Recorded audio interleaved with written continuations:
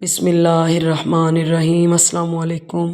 رسول اللہ صلی اللہ علیہ وآلہ وسلم نے فرمایا، جس شخص نے بغیر عذر اور بیماری کے رمضان کا ایک روزہ بھی چھوڑ دیا تو خواہ ساری عمر کے روزے رکھتا رہے، وہ اس کی تلافی نہیں کر سکتا۔ نبی صلی اللہ علیہ وسلم نے فرمایا، جنت میں ایک بالا خانہ ایسا بھی ہے جس کا ظاہر باطن سے اور باطن ظاہر سے نظر آتا ہے۔ یہ اللہ نے اس شخص کے لیے تیار کیا ہے جو لوگوں کو کھانا کھلائے، نرمی سے بات کرے، تسلسل کے ساتھ روزے رکھے اور اس وقت نماز پڑھے جب سب لوگ سو رہے ہوں۔ سبحان اللہ۔ روزہ کیا ہے؟ سیدنا عبداللہ بن عباس رضی اللہ تعالیٰ عنہ نے عرض کی، یا رسول اللہ صلی اللہ علیہ وآلہ وسلم، روزہ کیا ہے؟ نبی کریم صلی اللہ علیہ وآلہ وسلم نے فرمایا، یہ قرض ہے جس کا بدلہ دیا جائے گا۔ سبحان اللہ۔ روزے کی حالت میں موت، جنت میں داخلے کی ضمانت۔ حضرت حذیفہ رضی اللہ تعالیٰ عنہ سے روایت ہے کہ رسول اللہ صلی اللہ علیہ وآلہ وسلم نے فرمایا، جو شخص اللہ سبحانہ تعالیٰ کی خوشنودی کے لیے ایک دن کا روزہ رکھے اور اسی حالت میں مر جائے تو وہ جنتی ہے۔ نبی کریم صلی اللہ علیہ وآلہ وسلم نے فرمایا، جس شخص نے مومن ہو کے محض رب سے اجر پانے کے لیے ماہ رمضان کے روزے رکھے اور راتوں کو قیام کیا، اس کے پچھلے سب گناہ معاف ہو جاتے ہیں۔ سبحان اللہ۔ اے ہمارے پروردگار، ہمیں وہ افطاریاں نصیب فرما جن میں آپ نے لاکھوں روزہ داروں کی بخشش فرما کر گواہ فرشتوں کو بنایا ہے۔ آمین یا رب العالمین۔ 5 ایسی راتیں ہیں جس میں دعا قبول ہے۔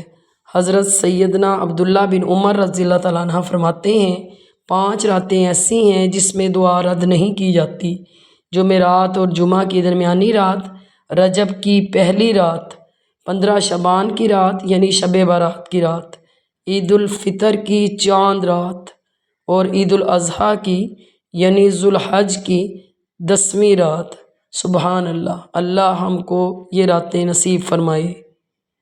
دعا مانگنے کا سلیقہ۔ حضرت امام علی علیہ السلام ابن طالب علیہ السلام نے فرمایا، میں نے دعا مانگتے ہوئے عرض کیا، پروردگار مجھے اپنی مخلوق میں کسی کا محتاج نہ کر۔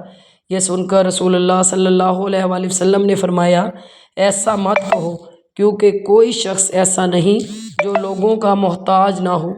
میں نے عرض کیا، پھر میں اے اللہ کے رسول کیسے دعا مانگوں؟ فرمایا، یوں کہو، خداوند مجھے اپنی بدترین مخلوق کا محتاج نہ فرما۔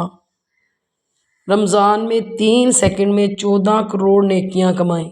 لا الہ الا اللہ وحدہ لا شریک لہ احد الصمد لم یلد ولم یولد ولم یکن لہ کفوا احد۔ رسول اللہ صلی اللہ علیہ وآلہ وسلم نے فرمایا کہ جو شخص یہ کلمات کہے گا، اللہ اس کے لیے 20 لاکھ نیکیاں لکھے گا۔ چونکہ رمضان المبارک میں ہر عمل کا ثواب 70 گنا بڑھ جاتا ہے، تو ایک دفعہ پڑھنے سے 14 کروڑ نیکیاں لکھی جائیں گی۔ سبحان اللہ۔ اور جس قدر زیادہ پڑھے گا اتنا ہی زیادہ ثواب پائے گا۔ ایسی دعائیں جو اس دنیا کے لیے نہیں ہیں: یا اللہ میری موت مجھ پر آسان کر دے اور میرا خاتمہ ایمان پر کر۔ میں تیری پناہ میں آتی ہوں اس سے کہ شیطان سکرات موت میں میری عقل کو گمراہ کر دے۔ اللہ میں قبر کی وحشت اور اس کے عذاب سے تیری امان مانگتی ہوں۔ یا اللہ مجھے حشر کے روز گھبراہٹ سے پناہ دے، سایہ عطا فرما۔ پروردگار اس عظیم آزمائش کے روز یا امتی کی مبارک آواز کو میری سماعت کا مقدر کر دے۔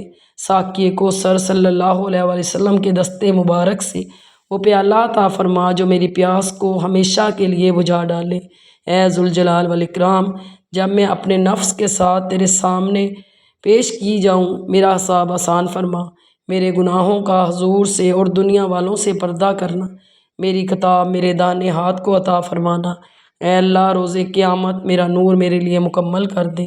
اے میرے رب مجھے پل صراط سے بچا لے اور دوزخ مجھ پر حرام کر دے۔ یا غفار مجھے مقتور کر کہ میں خود کو وہاں پاؤں کہ جہاں جنت کے دروازے کھولے جائیں گے، کہ جہاں حضرت بلال کی اونٹنی کی تکمیل تھامے اس میں داخل ہوں گی، اور وہاں کے جہاں جب جشن منایا جائے، جب نغمے گائے جائیں گے، یا اللہ مجھے، میرے اہل و عیال، میرے ماں باپ، میرے ہر ایک اس جاننے والے کو کہ جس کو میں نے کبھی ایک لمحے کے لیے بھی جانا، اور اس دعا کے پڑھنے والے کو اور ہم سب کو ان خوش نصیبوں میں کرنا جہاں پھر ہم کو کبھی کوئی غم، کوئی تکلیف نہ چھو سکے۔